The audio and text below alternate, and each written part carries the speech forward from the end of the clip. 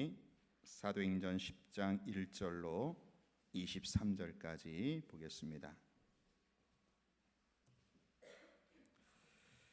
사도행전 10장 1절로 23절까지 좀 길지만 우리 한 절씩 교독합니다. 가이사랴에 고넬료라 하는 사람이 있으니 이달리아 부데라 하는 군대의 백부장이라.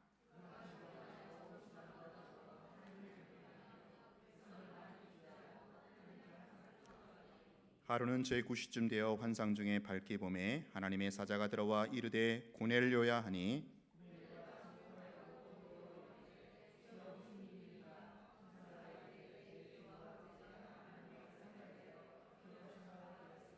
내가 지금 사람들을 요바에 보내어 베드로라 하는 시몬을 청하라.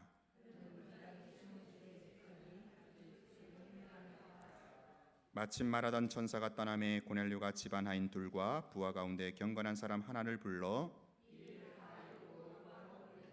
이튿날 그들이 길을 가다가 그 성에 가까이 갔을 때에 베드로가 기도하려고 지붕에 올라가니 그 시각은 제6시더라.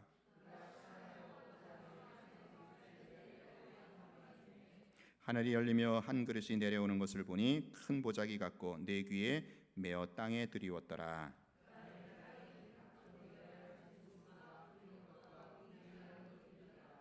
또 소리가 있을 때 베드로야 일어나 잡아 먹으라 하거늘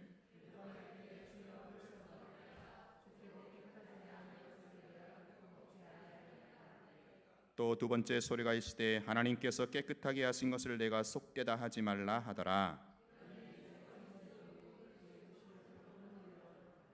베드로가 본 바 환상이 무슨 뜻인지 속으로 의아해하더니 마침 고넬료가 보낸 사람들이 시몬의 집을 찾아 문 밖에 서서 베드로가 그 환상에 대하여 생각할 때에 성령께서 그에게 말씀하시되 두 사람이 너를 찾으니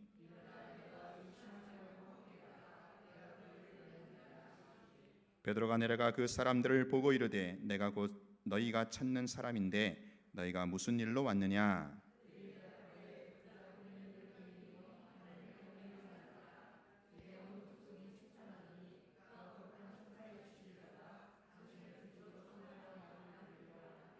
같이 합니다. 베드로가 불러들여 유숙하게 하니라. 아멘. 우리 옆에 계신 분하고 이렇게 인사하시기 바랍니다. 우리의 만남은 우연이 아닙니다. 네, 보통 인연이 아니죠. 예. 여러분 예수를 믿어서 천국 백성이 되고 영생을 살아가는 이 복 외에 다른 복들이 있죠. 건강의 복, 물질의 복, 명예의 복 이런 여러 가지 복들이 있겠지만 가장 귀하고 소중한 복이 있다면 그것은 바로 인복이라고 할 수 있겠죠. 우리가 살아가면서 어떤 사람을 만나느냐 여기에 따라서 그 사람의 인생이 완전히 달라지곤 합니다. 좋은 사람을 만났기 때문에 성공적인 삶을 살아가는 인생이 있기도 하고요. 반면에 차라리 안 만났으면 좋을 뻔한 그 사람 때문에 실패한 인생도 있기 마련입니다. 특별히 어린 청소년들을 자녀로 둔 학부모님들이 종종 이런 말씀들을 하시곤 하시죠. 원래 우리 아이는 착하고 좋은 아이인데 글쎄 그만 누구를 잘못 만나서? 친구를 잘못 만나서. 그렇죠? 원래 자기 얘기는 착하고 좋대요. 친구 잘못 만나갖고. 여러분 지금까지 여러분의 인생을 돌아보실 때 내가 이 사람 때문에 참 행복했어. 내가 이 사람 만난 것은 내 인생 최고의 만남이야. 이렇게 자신할 수 있는 분이 누구이고요? 또한 몇 분이나 계십니까? 반면에 여러분의 인생 목록 가운데 지워버리고 싶은 사람, 그 사람만 생각하면 그냥 가슴이 턱턱 막히고 치가 떨리는 혹 그런 사람은 없습니까? 아니 정작 여러분 자신이 다른 사람에게 어떤 만남이 되고 있습니까? 오늘 본문에서 피차 간에 서로 간에 복이 되고 있는 아주 환상적인 만남을 보게 됩니다. 이방인 고넬료와 유대인 베드로와의 만남이지요. 이 만남이 왜 복된 만남인고 하면 서로 간에, 그래서 이 고넬료와 베드로가 서로 간에 피차 간에 복이 되는 그런 만남이기 때문입니다. 우리는 흔히 이 본문의 이 고넬료 사건에서 이 사도 베드로 때문에 이방인 고넬료가 엄청나게 영적인 대박을 얻었다. 하나님을 경외하며 경건했던 이방인 고넬료가 유대인 사도 베드로를 통해서 지금까지 듣지도 보지도 못했던 성령 세례라고 하는 엄청난 영적인 대박을 만났다. 그렇게만 알고 있어요. 그러나 실상 그것만이 전부가 아니다라는 겁니다. 고넬료도 물론이고요. 고넬료도 베드로를 통해서 엄청나게 영적 대박을 맞은 것은 물론이고요. 또한 베드로도, 그렇죠?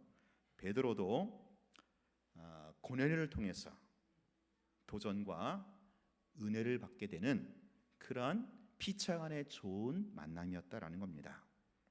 자, 먼저 고넬료의 입장에서 한번 보겠습니다. 고넬료가 베드로를 만나게 된 것이 어떤 면에서 환상적인 복이 되었는가라는 거지요. 오늘 본문에서 고넬료를 소개하기를 그는 로마 군대의 백부장이었다. 쉽게 말하면 장교입니다. 장교. 아무나 장교가 되는 게 아니죠. 세계를 제패하던 로마 군대의 장교였습니다. 그런데요, 당시에 이 로마가 이제 유대인을 지배하고 있었는데 유대인을 지배하는 정복자로서 지금 로마에서 파견된 그런 관리였습니다. 이 고넬료가 이방인인데 어떻게 유대교로 개종했는지는 성경에 나와 있지 않아서 잘 모르겠는데 아무튼 이 고넬료는 하나님을 진심으로 믿고 있는, 섬기고 있는 그런 사람이었다라는 겁니다. 생활이 경건하고요, 온 집안으로 더불어 하나님을 경외했다라고 합니다. 그리고 백성들을 향해서는 뭐를 많이 했어요? 구제를 많이 했어요. 여러분, 구제는 사람들을 향한 거죠. 그리고 하나님을 향해서는 항상 뭐 하는 사람이었다? 기도하는 사람이었다. 백성들을 향해서는 구제를 많이 하고 하나님을 향해서는 항상 기도하는 그런 하나님을 잘 믿고 섬기는 경건한 자였다라는 거예요. 그는 외모로만, 형식으로만 하나님을 섬기는 것이 아니라 정말 중심으로 하나님을 섬기던, 하나님을 경외하던 그런 사람이었어요. 자, 그런데요, 이렇게 하나님을 잘 경외하고 경건했던 이 고넬료에게도 결정적 약점, 그가 채워져야 할 한 가지 부족함이 있었다라는 거예요. 그게 무엇입니까? 여러분 44절 보세요. 10장 44절. 거기 보면 시작. 베드로가 이 말을 할 때에 성령이 말씀 듣는 모든 사람에게 내려오시니. 자, 이것은 이제 이미 이 사건 이후에 있었던 일이죠. 왜 하나님께서 고넬료로 하여금 베드로를 붙여주셨는가, 베드로를 만나게 해주셨는가?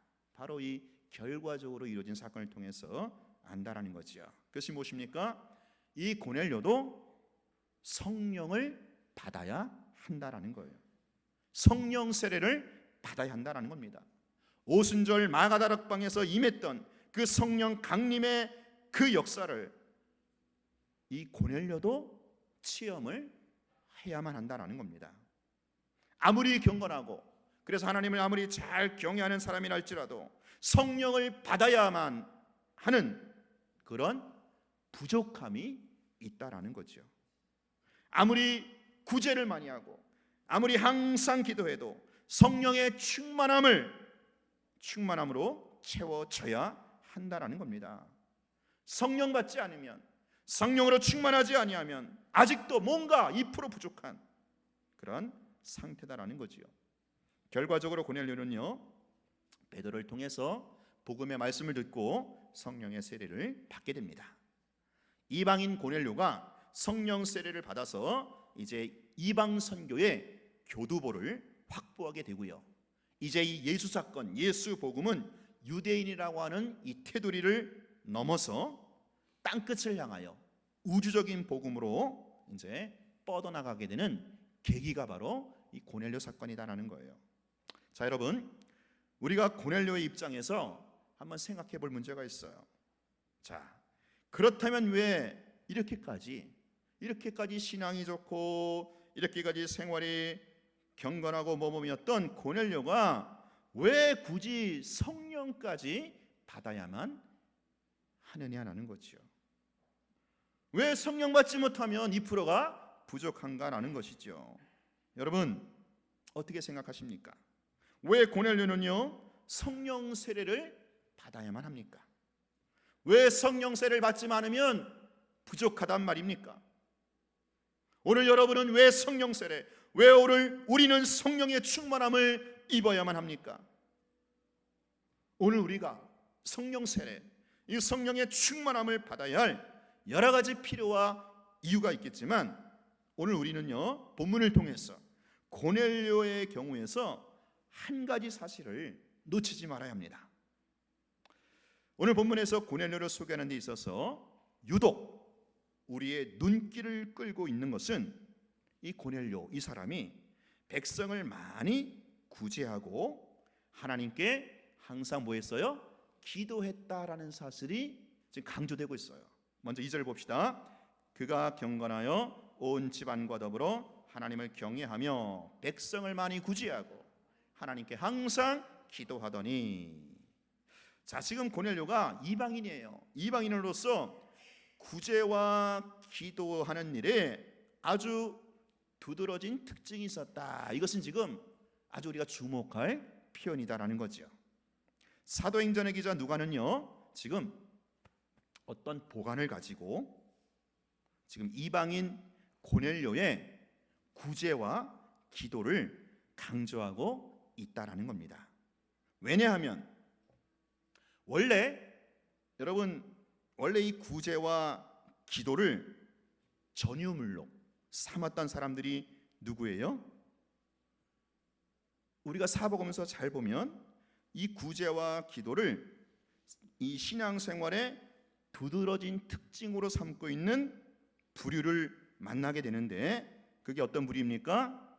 바로 정통파 유대인들, 바리새인들과 서기관들이죠. 이 구제와 기도는요 이 바리새인들과 서기관들의 전유물이에요. 그래서 그들의 신앙생활의 근간을 이루는 행위입니다. 자, 근데 지금 이방인 고넬료가 유대인의 전유물이었던, 유대인이 전유물로 여기고 있는 그 구제와 기도, 이 신앙생활의 근간을 지금 이방인 고넬료가 행하고 있더란 말입니다. 그러면서 그러한 고넬료도 성령 세례를 받아야만 하는 부족한 사람이었다라는 것으로 지금 누가는요 연결을 시키고 있는 겁니다. 여러분, 이렇게 구제를 많이 하고 이렇게 항상 기도했던 고넬료가 그래도 왜 성령 세례를 받아야만 하는 것일까요? 왜 성령의 충만함을 받지 않으면 그렇게 구제와 그렇게 기도를 많이 해도 왜 부족함이 있단 말입니까? 그것은 바로 원래 구제와 기도를 전유물로 삼았던 바리새인들의 실체에서 그 힌트를 찾을 수 있겠다라는 겁니다. 여러분, 바리새인과 서기관처럼 구제를 많이 하고 기도를 많이 한 사람들도 없어요. 그들은요 보통 일주일에 3번 금식기도 하고요 하루에도 몇 번이나 기도하는지 몰라요. 또 얼마나 구제를 많이 하는지 몰라요. 그럼에도 불구하고 바리새인들, 서기관들이 예수님께 결정적으로 책망받고 버림받았던 이유가 있잖아요. 그게 뭡니까? 그들은 그 구제와 기도라는 신앙 행위를 가지고 자기의 의와 자기의 자랑으로 삼고자 했다라는 거예요. 그게 바로 외식이지요. 외식을 책망했잖아요. 구제와 기도가 하나님의 은혜에 대한 감격으로, 그 하나님의 사랑에 대한 보답으로 내가 어떻게 보답할꼬, 라는 차원이 되지 못하고 그들의 그 많은 구제와 그들의 그 항상 하는 기도가 오히려 자기들을 드러내고 자기들의 공로와 의가 되고자 하는 그러한 것으로 전락을 했다라는 거예요. 이걸 지금 예수님이 책망하셨잖아요. 지적하셨잖아요. 사랑하는 여러분, 오늘도 마찬가지입니다. 여러분, 우리의 신앙 행위 곧 구제와 기도는요, 철저히 하나님의 은혜에 대한 반응이어야 한다라는 거예요. 내가 아무리 기도 많이 하고 내가 아무리 열심히 봉사하고 충성했을지라도 그것이 그 기도와 그 봉사가 나의 의와 공로가 될 수 없다라는 거지요. 그런데요, 실상은 교회 안으로 깊숙이 들어가 보면 신앙적으로 열심이고 또 열심히 봉사하는 사람들 가운데 오히려 시험에 들고 또한 다른 사람들도 시험에 들게 하는 그런 경우가 종종 있더란 말이에요. 왜요?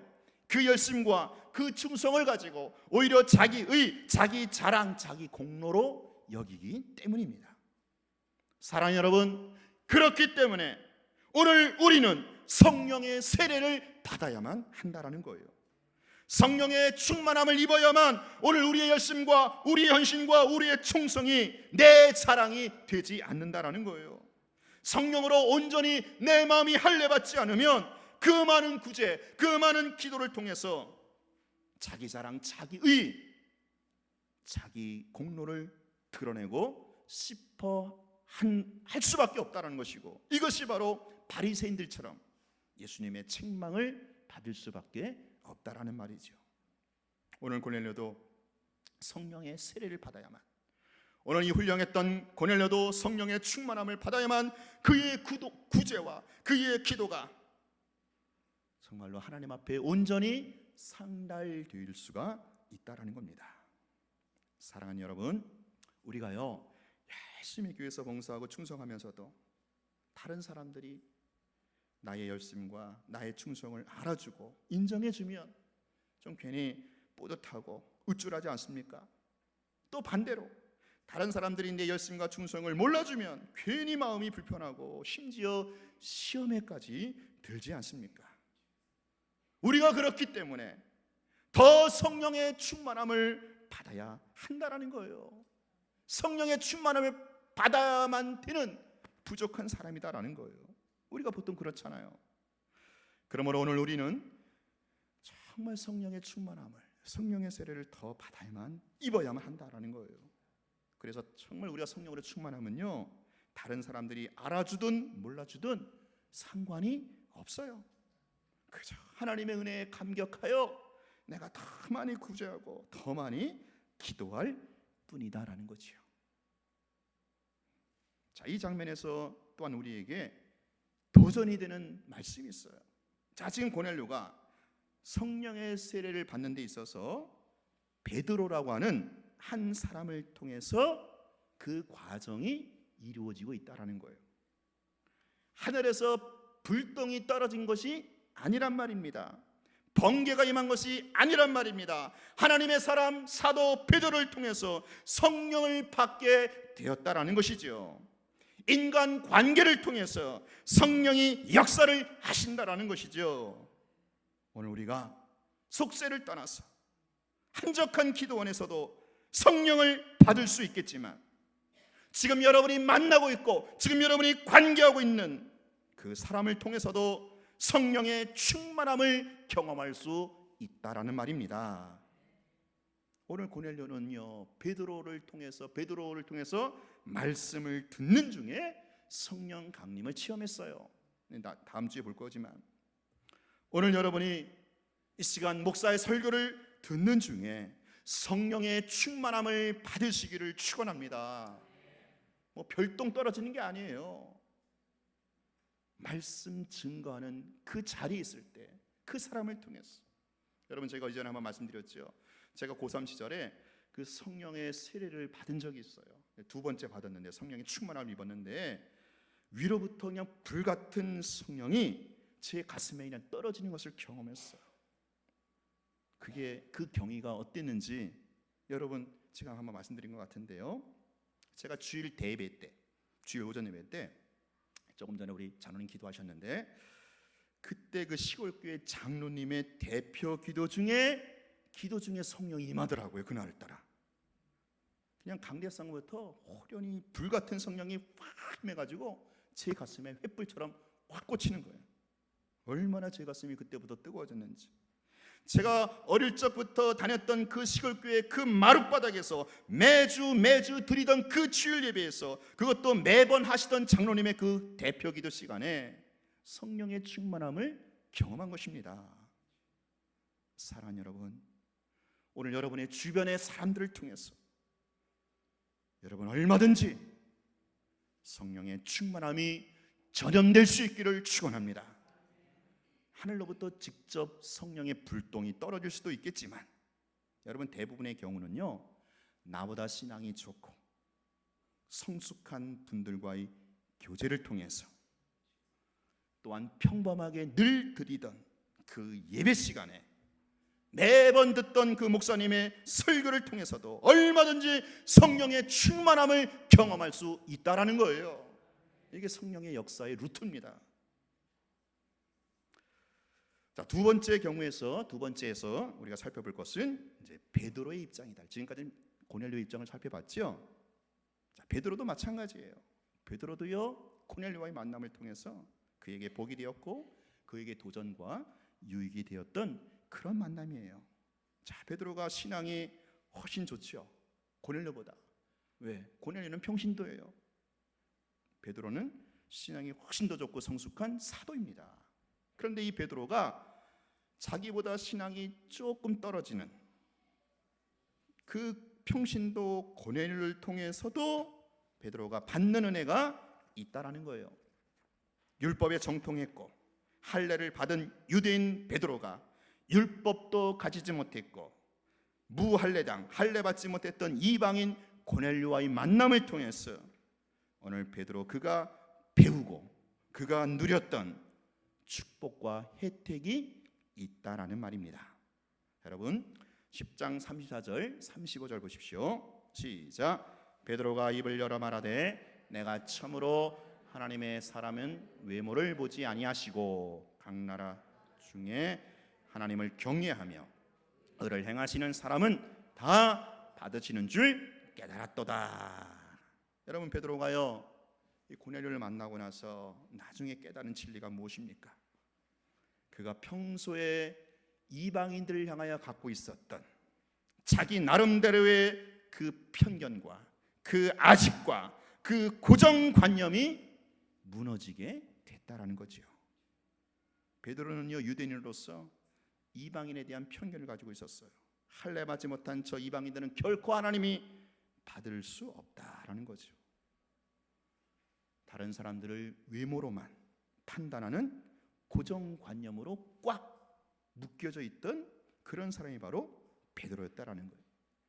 율법이라는 그 신앙의 잣대로 딴 사람을 평가하는 무서운 편견과 독선에 사로잡혀 있는 인물이 바로 베드로였다라는 거죠. 자, 여러분 보세요. 이와 같이 자칫 한 영혼을 죽일 수도 있는 그 무서운 편견과 그 고정관념에 묶여있던 이 베드로가 어떤 사람이었습니까? 오순절 때 성령의 세례를 받은 사람이었어요. 그가 한 번에 설교하면 3,000명, 5,000명이 결신하고 주 앞에 돌아오는 엄청난 열매도 거두곤 했어요. 참 재미있는 사실은요, 오늘 본문 앞장 9장에 보면 우리가 지난주에 살펴본 바죠. 베드로가 엄청난 기적과 능력을 행하죠.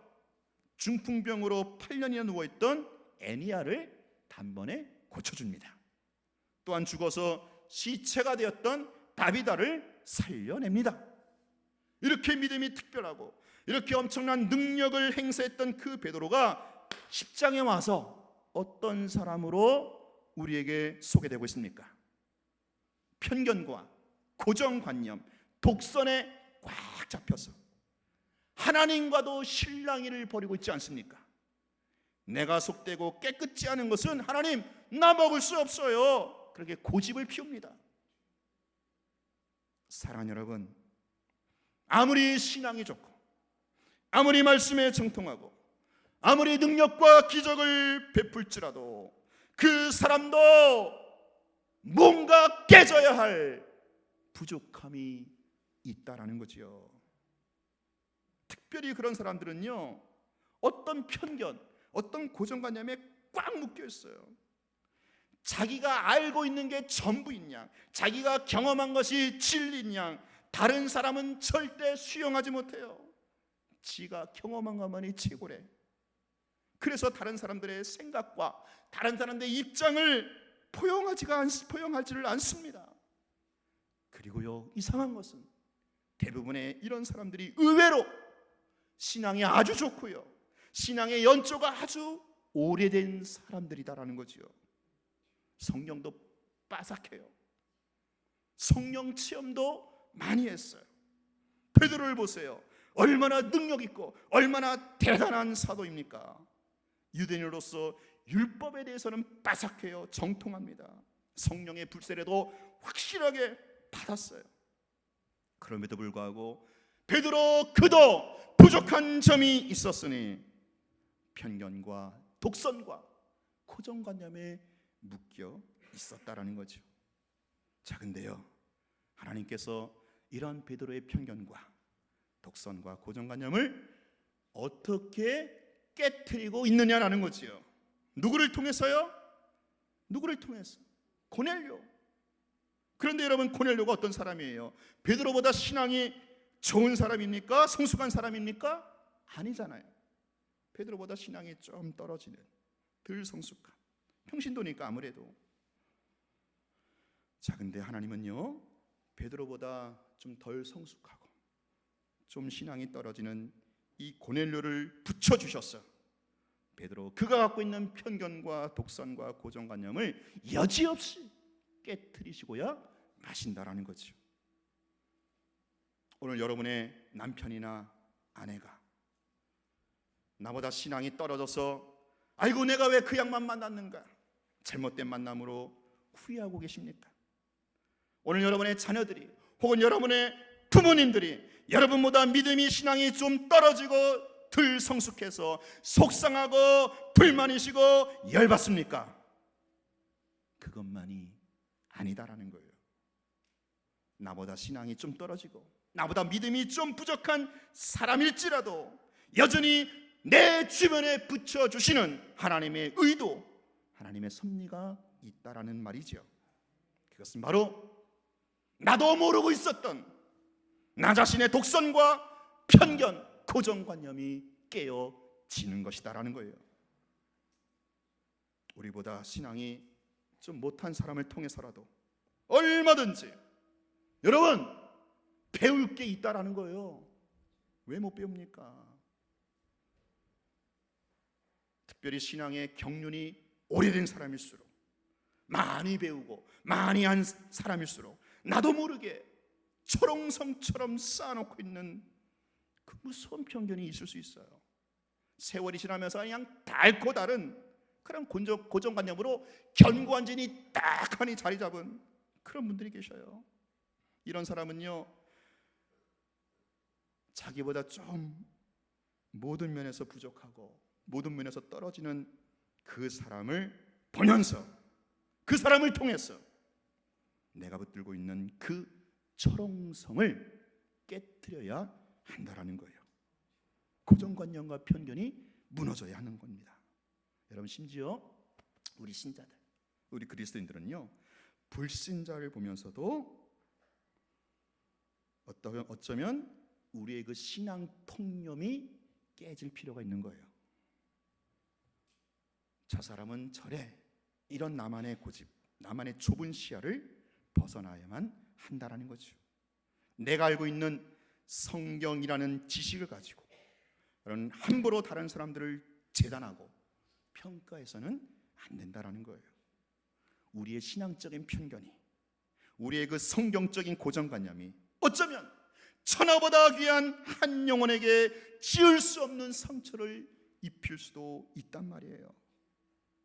건강한 사람은요, 몸이 약하고 아픈 사람을 도무지 이해 못하는 거예요. 신앙이 좋고 날마다 성령 충만 뜨거운 사람은 상대적으로 냉랭하고 맹숭맹숭한 사람을 이해하지 못해요. 자기의 고정관념에 묶여 있어서 너무나 쉽게 다른 사람을 함부로 판단하고 재단할 수 있다라는 거죠. 그래서 하나님은 여러분 주변에 이 사람 저 사람 다 붙여놓는 거예요. 나보다 신앙이 떨어지고 나보다 믿음이 부족한 사람이라 할지라도 내 곁에 붙여주셔서 오늘 우리의 편견과 고정관념을 깨뜨리시고자 하는 하나님의 섭리를 예민하게 받아들이시고 겸손하게 수용하시기를 바랍니다. 유대인 베드로의 편견과 고정관념을 깨뜨리기 위해서 그보다 좀 신앙이 떨어지는 듯한 이방인 고넬료를 만나게 하시는 하나님의 손길을 보십시오. 자, 특별히 베드로가 고넬료 만나고 나서 나중에 이런 고백을 하지요. 내가 참으로 하나님은 사람의 외모를 취하지 아니하시고 외모를 취하지 아니하신 줄을 내가 깨달았다. 그동안 베드로의 편견과 고정관념은 사람을요 외모로 판단했던 거예요. 외모로. 이 말은 단순히 그 사람의 경제적인 배경, 그 사람의 학력, 가문의 혈통만 가지고 판단했다, 그런 말이 아니에요. 이 말은요 그동안 베드로가 바로 율법의 행위를 가지고 사람들을 판단했다라는 그 말이에요.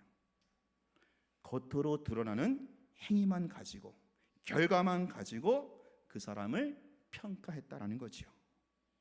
자, 그러나 여러분 사람은요 절대로 행위로만 판단할 수가 없는 게 사람이고 인간이에요. 왜요? 우리가 구원받은 것은 행위가 아니고 믿음으로, 중심에 있는 믿음으로 구원을 받았기 때문에. 그런데 그 중심을 누가 합니까? 어떻게 판단할 수 있겠어요? 우리가 다른 사람을 볼 때도 그저 그 사람의 행위, 그 사람의 어떤 결과만 가지고 기준 삼아서는 안 될 것입니다. 그 사람의 속마음을, 그 사람의 중심을 볼 수 있도록 해야 되는 거예요. 그렇지 않으면 그것은 또 다른 나만의 편견이고 나만의 독선으로 그 세계관이 고착될 수도 있다라는 거죠. 여러분, 사람은 절대로 겉으로 드러나는 행위, 결과만 그 사람의 전부를 말해주는 게 아닙니다. 그 사람이 그 행위를 할 수밖에 없었던 그 동기와 그 과정이 있었다는 말이죠. 겉으로 드러나는 결과만 가지고 왈가불가 따질 게 아니라 눈에 보이지 않는, 겉으로 드러나지 않는 그 동기와 원인과 또 거기에 따르는 과정까지 포괄해서 볼 수 있는 눈이 바로 기독교의 윤리다라는 겁니다. 하나님은 우리의 중심을 보십니다. 여러분의 동기를 아시고 그 과정을 지켜보고 계십니다.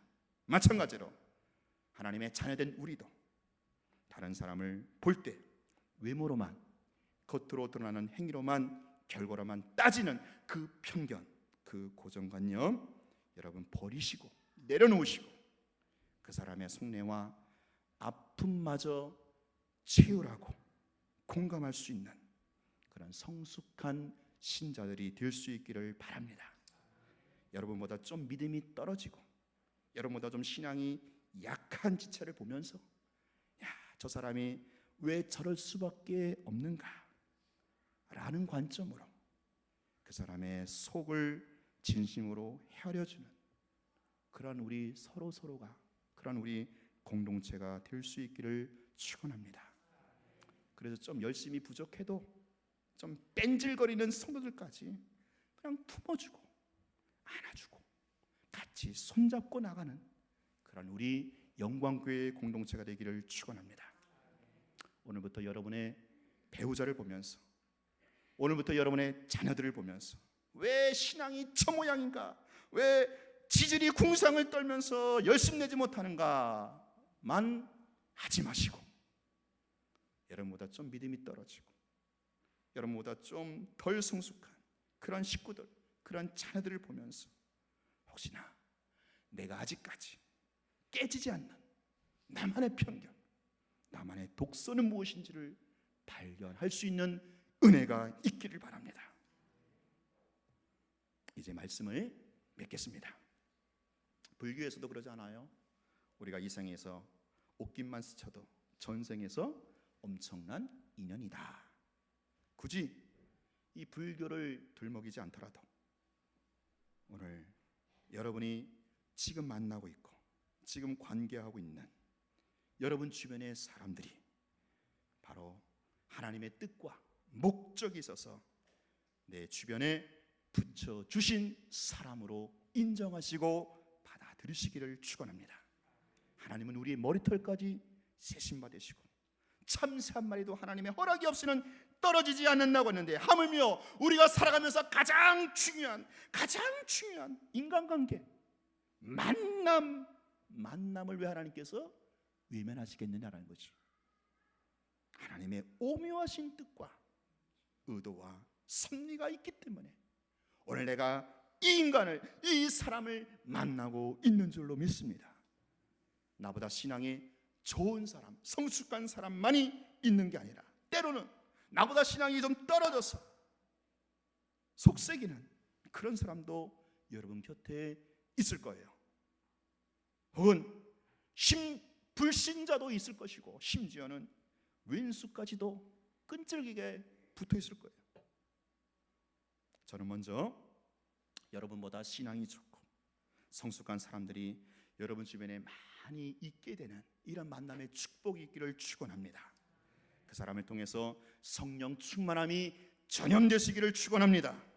그 사람과 함께 기도하면서 함께 말씀을 나누면서 함께 고넬료처럼 그 사람을 초청해서 식탁 교제를 나누시기를 바랍니다. 나보다 믿음이 좋은 그 사람들을 통해서 성령의 충만함이 내 안에 흘러 들어오게 될 것입니다. 그리고 내가 성령 세례를 받아야만 하는 이유는, 내가 성령 충만해야 하는 그 이유는 내 자랑과 내 의를, 내 공로를 죽이고 오직 하나님의 의, 하나님의 은혜만 드러내기 위함이라는 사실을 잊지 마십시오. 또한 저는 여러분 주변에 여러분보다 신앙이 좀 떨어지고 좀 인격이 부족한 사람이라 할지라도 여러분 외면하지 마시기를 부탁드립니다.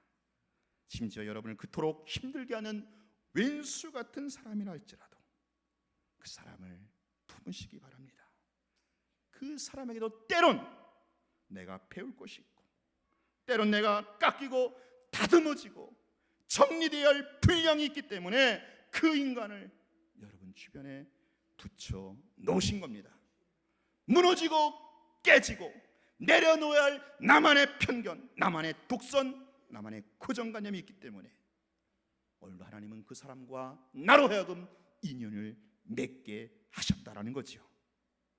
고넬료에게만 베드로가 필요한 것이 아니라 오늘 이 베드로에게도 고넬료가 필요했다라는 사실을 잊지 마십시오. 오늘 우리 중에 나 혼자서 홀로 서기를 할 만큼 완벽한 인간 아무도 없습니다. 오늘 우리는 서로가 서로에게 필요한 존재로, 도움을 주고받는 존재로, 공동체로 지음을 받았기 때문입니다.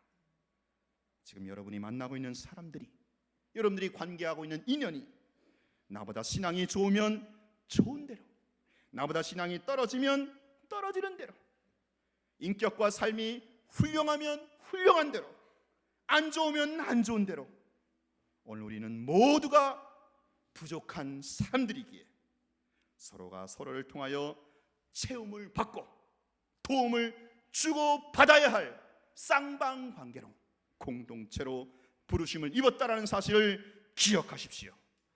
여러분이 서로가 서로에게 이렇게 필요를 채워주고 모자라고 부족한 부분 메꾸어주는, 그래서 피차간에 은혜와 도전과 유익이 되는 그런 만남, 그런 관계, 그런 공동체가 될 수 있기를 주의 이름으로 축원합니다.